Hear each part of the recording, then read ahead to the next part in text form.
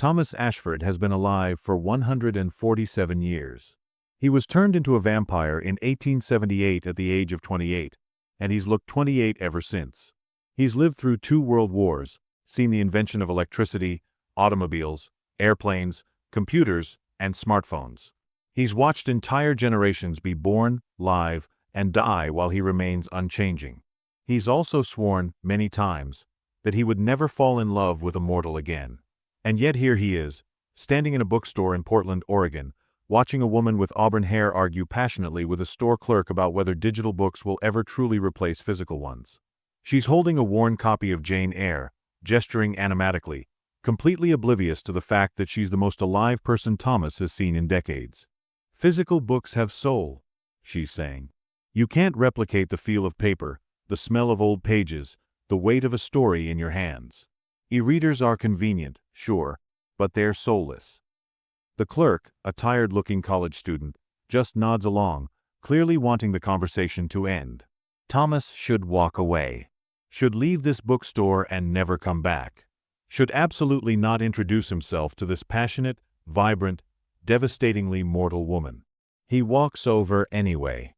"I agree with you," he says. "I've been collecting physical books for a very long time. There's something about them that technology can't reproduce."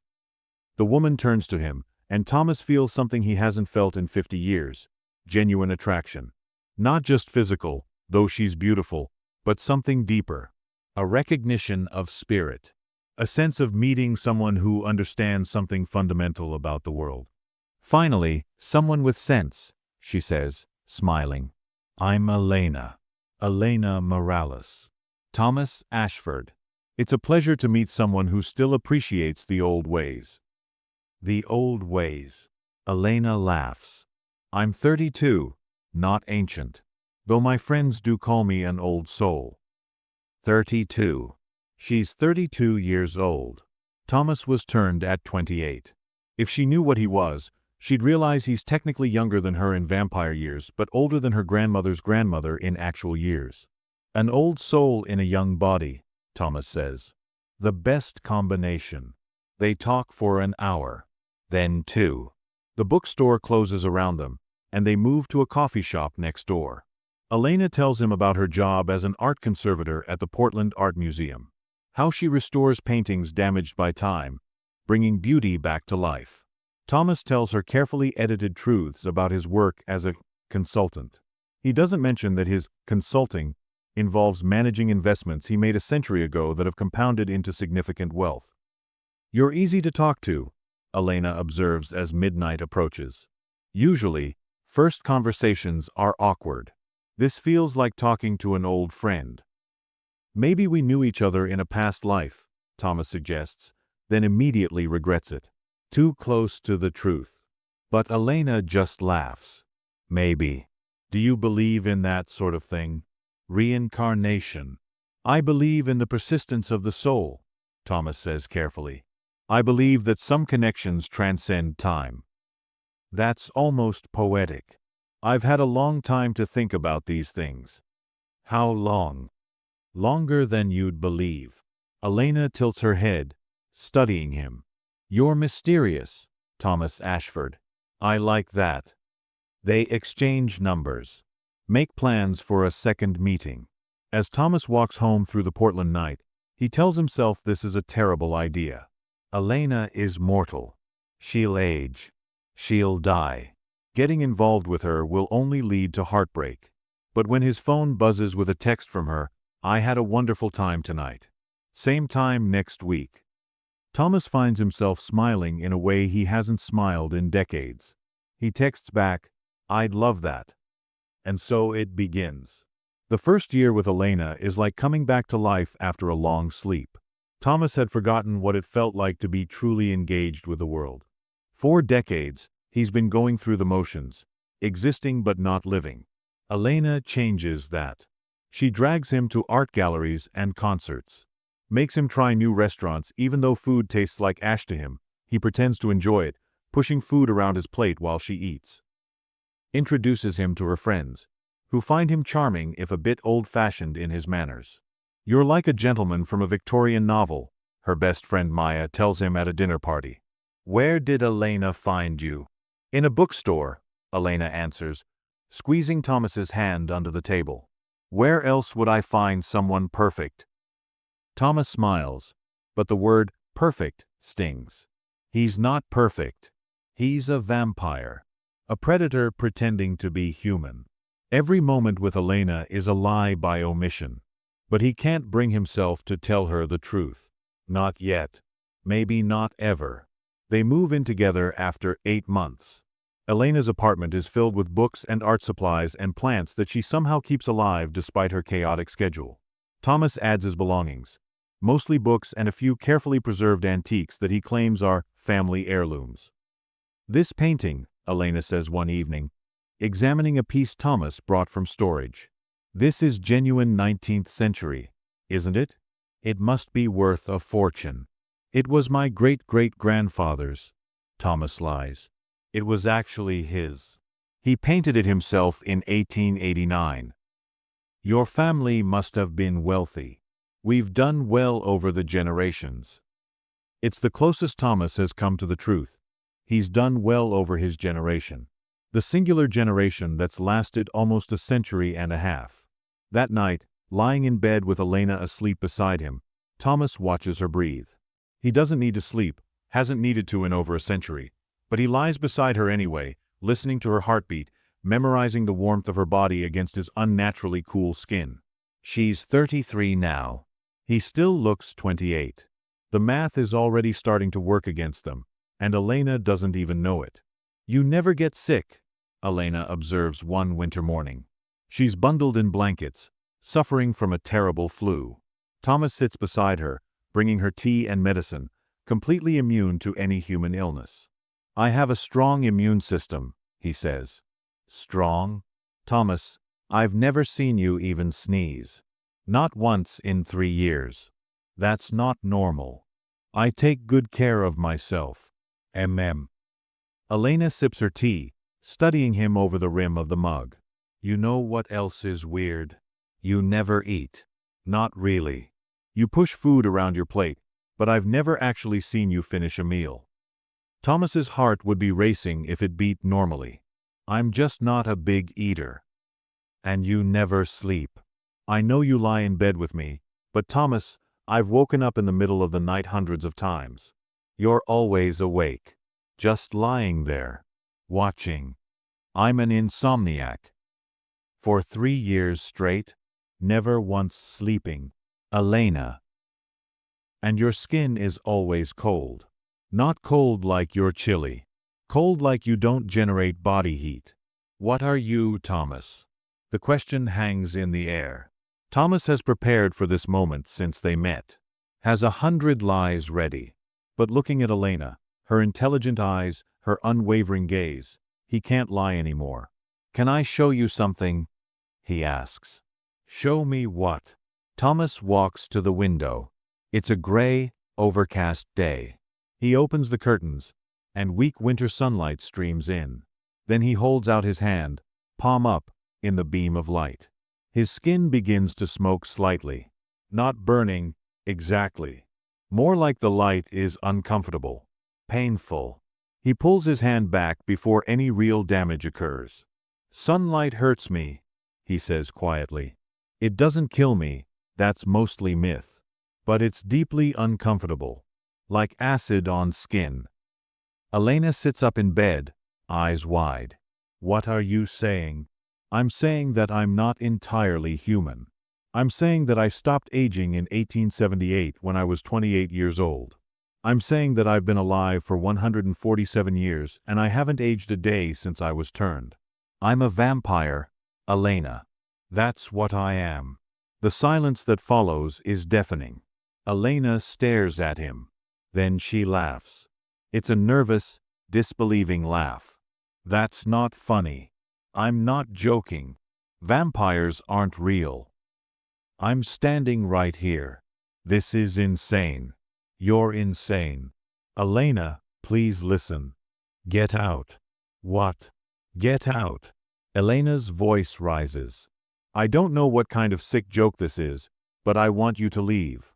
Now." Thomas takes a step toward her. Elena, I love you. Everything between us has been real. This doesn't change. It changes everything. You've been lying to me for 3 years. I was trying to protect you. By making me fall in love with a monster? The word hits Thomas like a physical blow. Monster. It's what he is, what he's always been. But hearing it from Elena's lips makes it real in a way it hasn't been in decades. I'll go, he says quietly. But Elena, please believe me when I say I never meant to hurt you. I love you more than I've loved anyone in over a century. He leaves. Elena doesn't stop him. 3 weeks pass. Thomas respects Elena's space, doesn't call or text, though it takes every ounce of willpower he possesses. He tells himself she's better off without him, that this is for the best, that he should have known better than to get involved with a mortal in the first place. Then, late one night, there's a knock on his door. It's Elena. She looks exhausted, like she hasn't slept in days. I need to know, she says without preamble. I need to know if this is real. If you're really what you said you are. Yes, Thomas says simply. It's real. I'm a vampire. Prove it. So Thomas does. He shows her his enhanced strength by lifting his couch with one hand. Shows her his speed by moving from one end of the room to the other faster than her eyes can track. Shows her his fangs, retractable, hidden most of the time, but very real. How? Elena asks when the demonstration is over. How is this possible? I don't know. No one does. I was turned in 1878 by a vampire who saved my life after an accident. I've been this way ever since. Do you drink blood? Yes. From blood banks. I don't hunt humans. I haven't in over a century. But you could. Yes. But I choose not to. Elena sinks onto the couch. This is insane. Everything I know about reality says this is impossible. I know. I'm sorry. Why didn't you tell me from the beginning? Would you have believed me? Would you have given me a chance if I'd told you on our first date that I was a vampire? Elena considers this. No. Probably not. So I lied.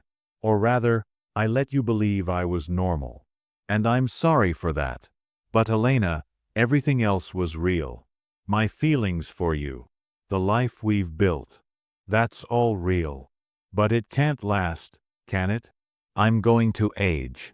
You won't. In 10 years, I'll look older than you.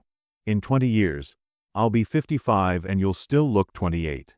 In 40 years, I'll be dead and you'll still be here. Yes. That's why you never wanted to talk about the future. Why you always changed the subject when I mentioned marriage or children or growing old together. Yes. Elena stands. I need time to process this, to figure out what this means. I understand.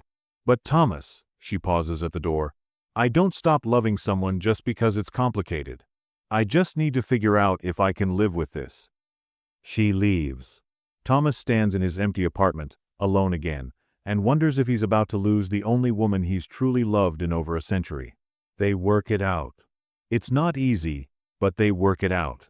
Elena agrees to continue their relationship with one condition: complete honesty. No more secrets, no more lies, no more carefully edited truths. Thomas tells her everything. About his turning, about the vampires he's known, about the decades of loneliness, about the 2 women he loved and lost to age before Elena. You've done this before, Elena says when he finishes. You've been with mortals who aged while you didn't. Twice. Both times ended in heartbreak. That's why I swore I'd never do it again. And then I met you. What happened to them? Your previous lovers. Catherine died in 1935. She was 67. I was there when she passed, holding her hand. She looked ancient. I still looked 28. Maria died in 1989. She was 74. I held her hand too. Both times, it destroyed me. Both times, I swore I'd never put myself through that again. But you're doing it again. With me. Yes. Why? Because you're worth it. Because the years I have with you, however many they are worth the grief that will come after. Because I'd rather have 50 years with you and lose you than never have you at all. Elena takes his hand. That's either incredibly romantic or incredibly stupid. Probably both. They marry a year later. It's a small ceremony, Elena's family and friends, none of Thomas's. He has no one left from his human life. Elena wears a vintage dress from the 1920s that Thomas bought from an estate sale decades ago. They exchange vows under an oak tree in Forest Park. I promise to love you for as long as I live, Elena says. I promise to love you for as long as you live, and then for an eternity after, Thomas replies. It's both beautiful and heartbreaking. Elena is 37 now. Thomas still looks 28. The age gap is starting to show. We need to talk about the future, Elena says. She's 40 now. Still beautiful, but there are lines around her eyes that weren't there when they met. Gray hair she dyes every few weeks. A softness to her body that comes with age. Thomas, of course, looks exactly the same as the day they met. What about the future? He asks, though he knows exactly what she means. I'm aging, Thomas. You're not. People are starting to notice. Last week, someone asked if you were my son. What did you say? That you have good genes. Elena's laugh is bitter. But it's only going to get worse. In 5 years, I'll look 50. You'll still look 28. People will think you're my much younger boyfriend. Eventually, they'll think you're my grandson. I don't care what people think. But I do. Thomas, I love you. But this is getting harder. Every time I look in the mirror, I see myself aging while you stay frozen. It's like watching myself become obsolete. You're not obsolete. You're beautiful. I'm middle-aged. There's a difference. Thomas moves closer, takes her hands. Elena, you're more beautiful to me now than the day we met. Every line on your face tells a story. Every gray hair is a year we've spent together. I love you exactly as you are. But it's not fair to you. You're stuck with a wife who's aging while you're not. You could be with someone younger. Someone who... I don't want someone younger. I want you. Only you. For however long we have. Elena cries. Thomas holds her. And they both know that this conversation isn't over. It's just beginning. Thomas has known this moment was coming. He's been preparing for it, dreading it, trying to figure out how to handle it for years now. Elena is 45. She looks good for her age. She takes care of herself, exercises, eats well, but she's undeniably middle-aged. Thomas, perpetually 28, looks like he could be her son. They've adapted.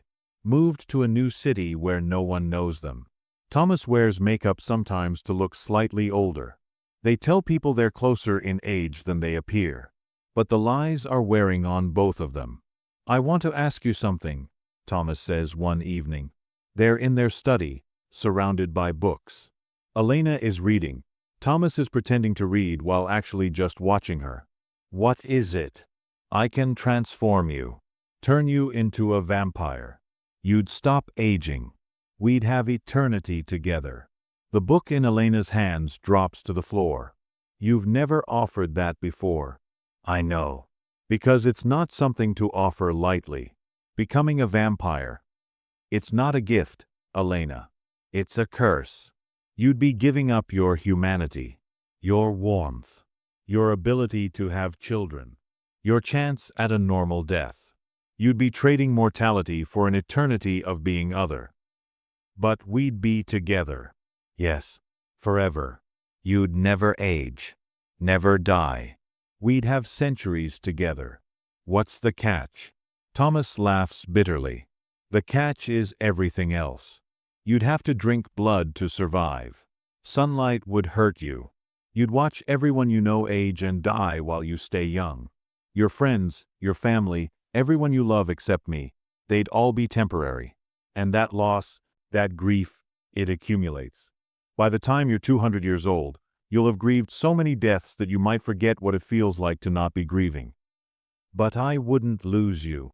No, you wouldn't lose me. Elena is quiet for a long time. Then, I need to think about this. Of course. Take all the time you need. This isn't a decision to make quickly. But even as he says it, Thomas knows that time is the one thing they don't have. Elena is aging. Every year that passes makes her older, makes their age gap more apparent, makes the question more urgent. How much time do they really have left? Elena's mother dies. Cancer. It's quick and brutal. Elena is devastated. At the funeral, Thomas stands beside her, holding her hand. He's attended hundreds of funerals in his long life. This is just one more. But for Elena, it's the first time she's lost a parent as an adult. She was only 72, Elena says that night. That's not old. Not really. She should have had more time. I know. I'm sorry. How do you do it? How do you keep going when everyone you love dies? I find new things to love, new people to care about. I let myself grieve, and then I let myself live again. It's the only way to survive immortality. Is that what you'll do when I die? Find someone new? The question cuts deep. Eventually, maybe. In a century or two. But Elena, you're not replaceable. When you're gone, there will be a hole in my existence that never fully heals. I'll survive, because that's what I do. But I'll never stop missing you. Elena turns to face him. Transform me. What? I want you to transform me. Turn me into a vampire. I don't want to die and leave you alone. I don't want to spend the rest of my mortal life watching the gap between us grow wider. I want us to be together. Forever. Elena, you're grieving. This isn't the time to make this decision. I'm not grieving. I'm being realistic. I just watched my mother die. Someday, you're going to watch me die. Unless we do something about it. But the cost. I know the cost. You've told me 100 times. I'll be giving up my humanity, my mortality, my chance at a normal life. But Thomas, I don't want a normal life. I want a life with you.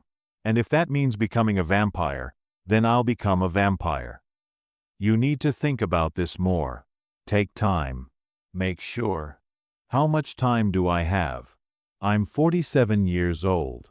In another decade, I'll be close to 60. My best years are behind me. If we're going to do this, we should do it now.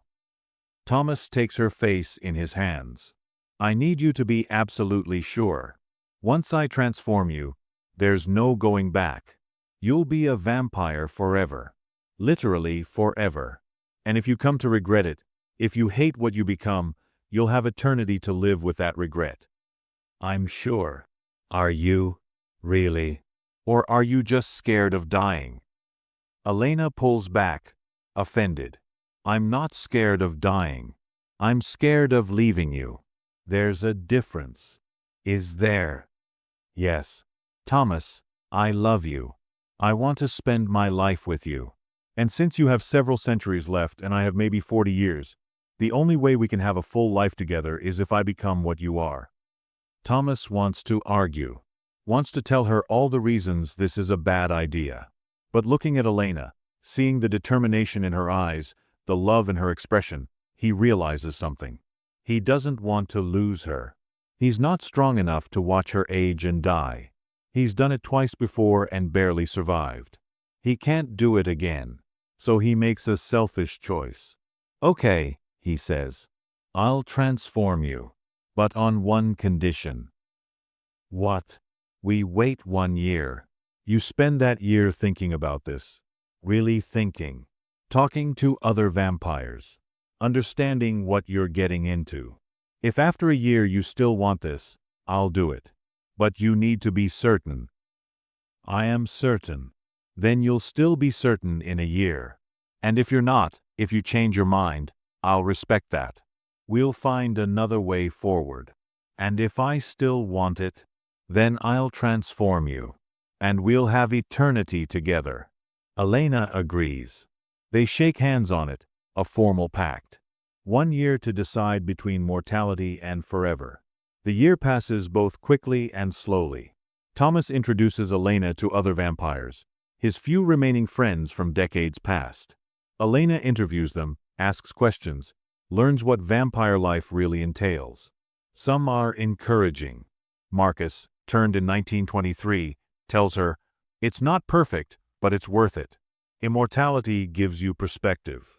You see patterns in human behavior, understand history in ways no mortal can. And the grief of losing people, it's balanced by the joy of experiencing centuries of life." Others are less optimistic. Catherine, turned in 1456, tells her, "I've been a vampire for 569 years. I've loved and lost more people than I can count. I've watched entire civilizations rise and fall. And I'm tired, Elena. So tired. Sometimes I think mortality might have been a gift I was too foolish to appreciate." Elena processes all of this. She reads everything she can find about vampires. She watches Thomas carefully, seeing him not just as her husband but as a vampire. The way he doesn't eat, doesn't sleep, doesn't age. The way sunlight makes him uncomfortable. The way he's disconnected from human time, existing in his own eternal present. And she asks herself, honestly, can I live like this? On the day before their deadline, Elena sits Thomas down. "I've made my decision," she says. Thomas's chest tightens, unnecessarily. He doesn't actually need to breathe. "And I don't want to be transformed." The relief and devastation hit Thomas simultaneously. Relief that Elena isn't making a choice she might regret. Devastation that he's going to lose her. "I understand," he manages. "But I haven't finished. I don't want to be transformed, but I don't want to leave you either. I want to stay with you for however many years I have left. I want to age beside you, even though you won't age beside me. I want to experience my mortal life fully, with you as my companion. And when I die, because I will die, Thomas, probably in 30 or 40 years, I want you to grieve me, and then I want you to keep living. Find someone else to love. Don't spend centuries alone because of me. Elena, I don't think I can." "You can. You have to. Because that's what love is. Letting go when you have to. I'm choosing mortality, Thomas. I'm choosing a full human life with a definite end. And I need you to respect that choice." Thomas wants to argue. Wants to beg her to reconsider. Wants to transform her anyway, take away her choice, condemn her to immortality just so he doesn't have to lose her. But he doesn't. Because Elena is right. Love is respecting someone's choices, even when those choices hurt you. "Okay," he says. "We'll do it your way. I'll stay with you until the end. And then I'll let you go. Promise." "I promise." They hold each other, and both of them cry. Because they both know what this means. Elena has chosen death. Thomas has chosen to watch her die. There's no happy ending here. Just love and loss, and the courage to face both. Elena is 55 years old. Thomas still looks 28. They've moved twice more, always to new cities where no one knows them. The age gap is now impossible to hide. Elena looks like Thomas's mother. Sometimes people assume she's his mother. They've stopped correcting these assumptions. Elena's health is starting to decline. Nothing major yet, but the small things. Her joints ache. She gets tired more easily. She needs reading glasses. She dyes her gray hair every 3 weeks now. Thomas watches all of this with a pain that never dulls. Every year, Elena becomes more fragile. Every year, the distance between them grows, not emotionally, but physically. She's moving toward death while he remains frozen in eternal youth. "Do you regret it?" Thomas asks one evening. Not being transformed, Elena considers this. Some days, yes. When my back hurts or I can't read small print or I look in the mirror and see an old woman staring back. Those days, I think it would be easier to be young forever. I could still transform you. It's not too late. Yes, it is. Thomas, I'm 55. If you transform me now, I'll be 55 forever. I'd have eternity, but I'd also have arthritis and gray hair and wrinkles for that eternity. If I was going to do it, I should have done it at 47. But I didn't. And I've made peace with that. Have you? Most days. On the hard days, I remind myself why I made this choice. I'm mortal. I'm human.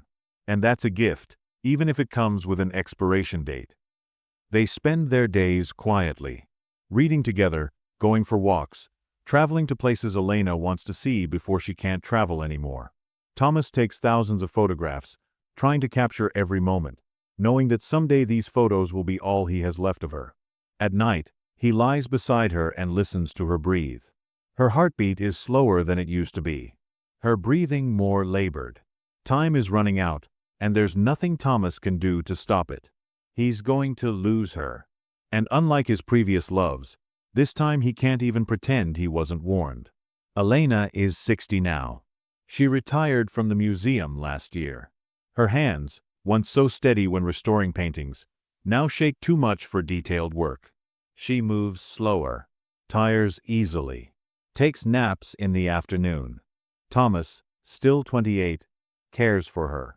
He cooks meals she can barely eat, helps her with medications, holds her hand when she's in pain. I'm sorry, Elena says one afternoon. I'm sorry I'm getting old. I'm sorry you have to watch this.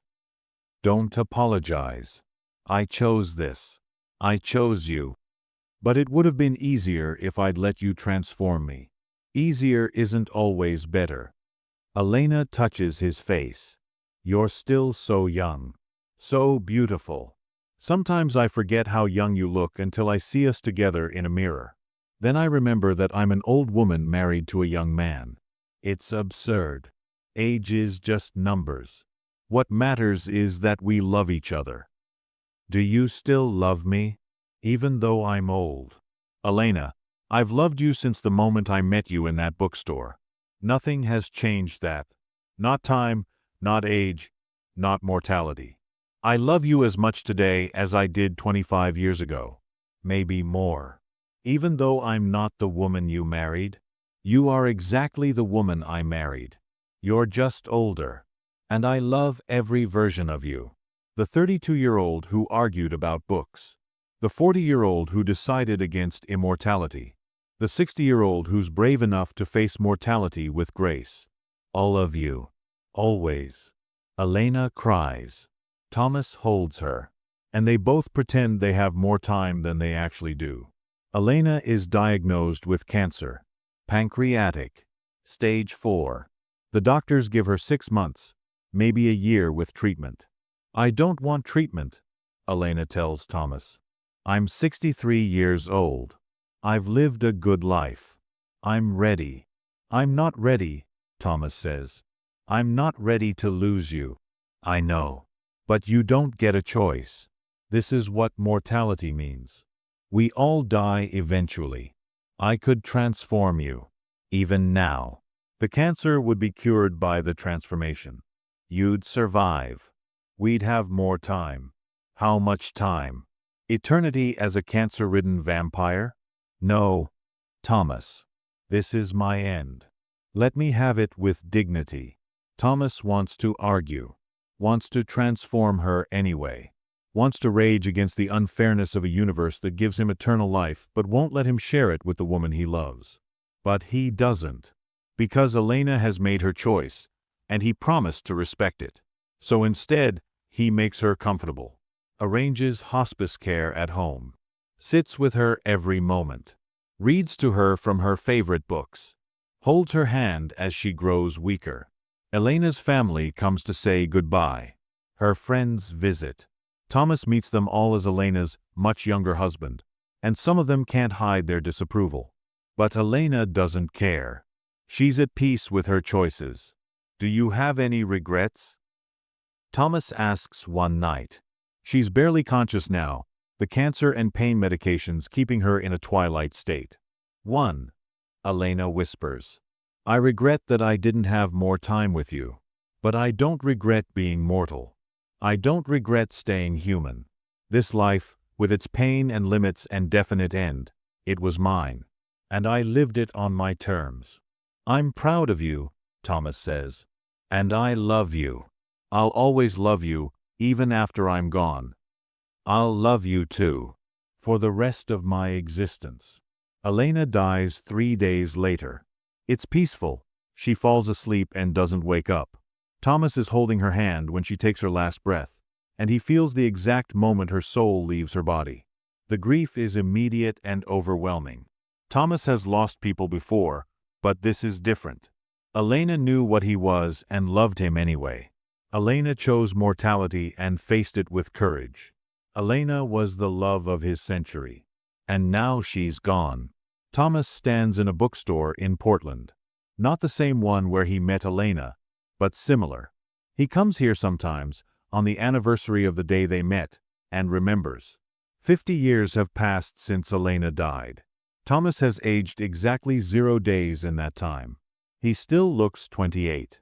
Will always look 28. He's moved on, in the way that immortals do. He's traveled. He's loved again, briefly, carefully. He's survived.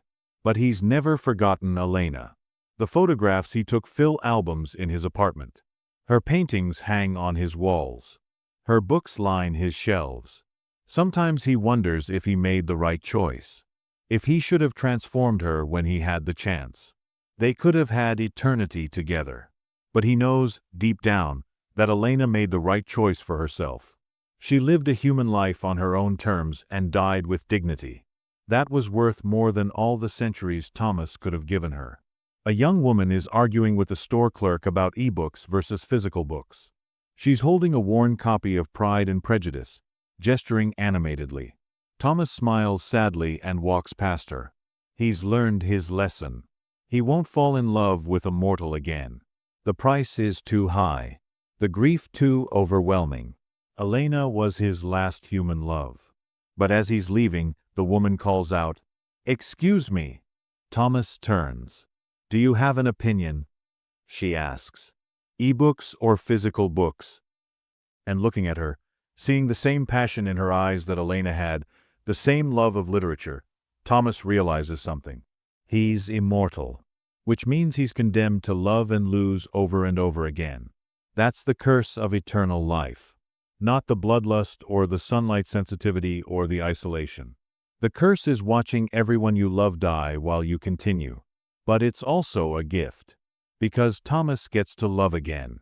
Gets to experience connection and passion and joy even though he knows it will end.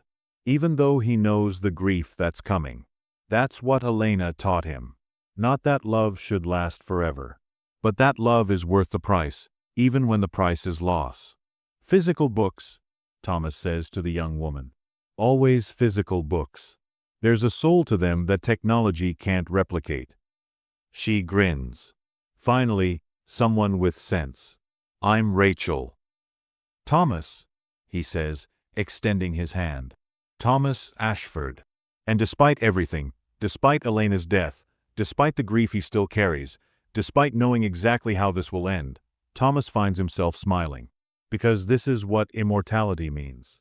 Not living forever without loss. But having the courage to love again and again, even knowing that everyone you love will eventually leave. Elena chose mortality and lived it fully. Thomas is choosing immortality and all the pain that comes with it. Both choices are valid.